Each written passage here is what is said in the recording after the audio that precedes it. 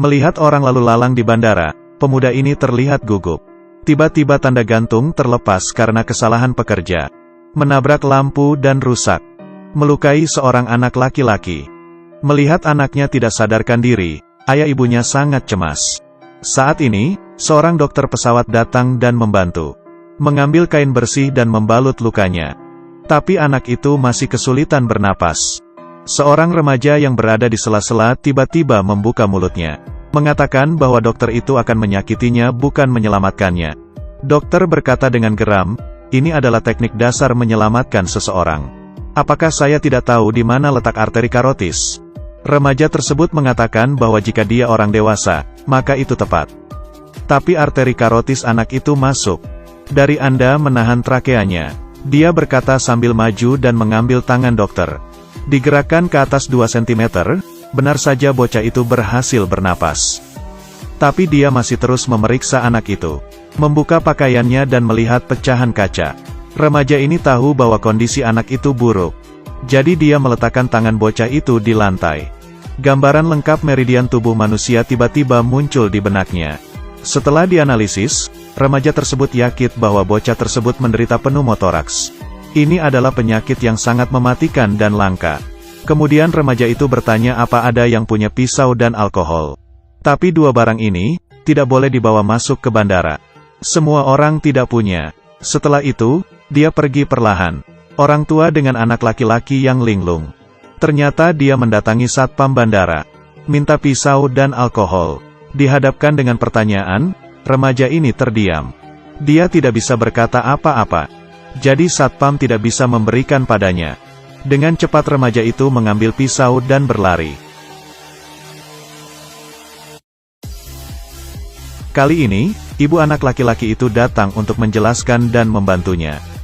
Setelah mendapatkan semua peralatan tersebut, ia mulai merawat anak itu. Mulai dari menuangkan alkohol di atas badannya. Potong tabung plastik dan masukkan ke dalam botol. Nilai spesifik dari pneumotoraks muncul di benak saya. Memeriksa bagian tubuhnya lalu melubanginya.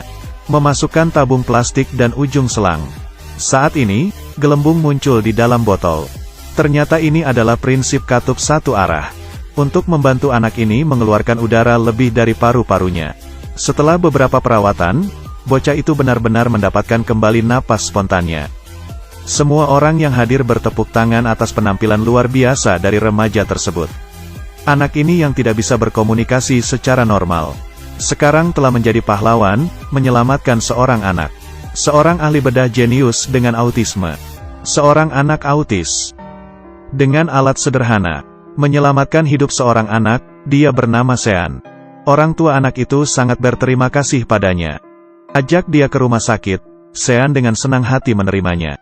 Karena kesanalah dia akan pergi. Di dalam ambulans, dia menemukan kelainan pada elektrokardiogram. Tetapi staf medis tidak setuju dengannya. Lagi pula, tidak ada yang melihat mesin itu dengan bingung. Tapi Sean yang tidak pandai berkomunikasi. Sesampainya di rumah sakit, dia ikut berlari mengikuti anak itu. Sean memberitahu dokter untuk melakukan elektrokardiogram. Setelah bersusah payah, dia akhirnya mengatakannya. Tetapi dokter profesional tidak mengomentarinya apa yang dia katakan. Sean tidak mau menyerah, dia kembali mencobanya. Jadi satpam membawa dia keluar. Mereka tidak mengizinkannya masuk. Namun, keamanan telah lama ada pada orang yang mencurigakan ini. Dalam keputusasaan, Sane menyaksikan tetesan hujan di luar rumah sakit. Di ruang operasi, dokter bertanya, siapa yang merawat anak itu sebelumnya? Apakah Anda melihat elektrokardiogram? Tapi Neil menjawab tidak perlu. Namun ketika sedang mengoperasinya, dia menemukan kelainan pada mesin jantung. Jadi dia bertanya pada Xiaobu, mengapa Anda ingin melakukan elektrokardiogram? Dia kemudian berkata yang merawatnya seorang anak muda. Untuk mencari tahu kenapa. Kemudian mereka berdua mencari Sean. Setelah melihat Sean, saat ditanya alasannya, Sean kembali terdiam. Dia berkata belum selesai. Kemudian dokter itu bertanya apa artinya. Sean dengan susah payah mengatakan, efusi perikardial. Pada saat ini, teleponnya berdering. Asistennya berkata tidak ada yang aneh dengan mesin jantung. Dokter merasa kesal karena sudah membuang waktu. Dia pergi meninggalkan Sean. Sekarang tampilan tubuh manusia muncul lagi di benak Sean.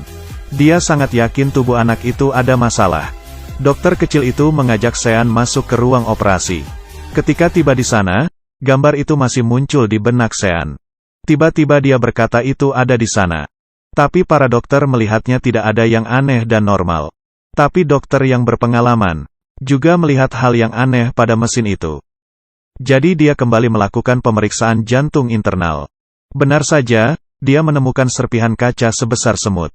Dokter yang sudah lama bekerja ini melihat ke arah Sean. Ternyata apa yang dikatakannya memang benar. Sean bisa menganalisa jantung yang tidak normal. Mungkin karena Sean yang tidak normal berkomunikasi. Bocah autisme ini adalah seorang ahli bedah yang jenius. Pamannya adalah direktur rumah sakit ini. Dia ingin mengajak Sean bekerja di tempat ini. Tapi setelah para dokter mendengarnya, mereka berkata bahwa Sean adalah seorang autisme, tidak pantas menjadi dokter. Lagi pula siapa yang akan memberikan hidupnya pada remaja autisme ini? Pada saat ini, asisten masuk ke dalam. Ia berkata bahwa mereka harus membaca berita. Kemudian mereka mengeluarkan handphone dan membacanya. Di dalamnya ada video bagaimana Sean menyelamatkan anak itu. Dalam beberapa jam, jutaan orang menontonnya. Selama perawatan, mereka berkata bahwa Sean adalah salah satu dokter di RS ini. Dalam keadaan darurat, tidak tahu harus berbuat apa.